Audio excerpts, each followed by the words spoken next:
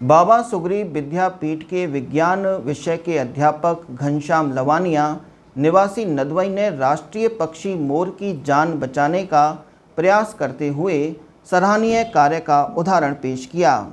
यह घटना national highway 21 पर स्थित बांसी गांव के पास फौजी ढाबे के सामने की है।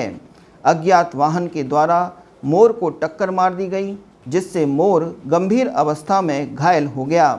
रक्षाबंधन मनाने के लिए अपने घर जा रहे अध्यापक घनश्याम लवानिया ने जब राष्ट्रीय पक्षी मोर को सड़क पर घायल अवस्था में देखा तो उन्होंने अपने सभी कार्य निरस्त कर वन विभाग की टीम को सूचना दी और राष्ट्रीय पक्षी की जान बचाने में प्रयास किया।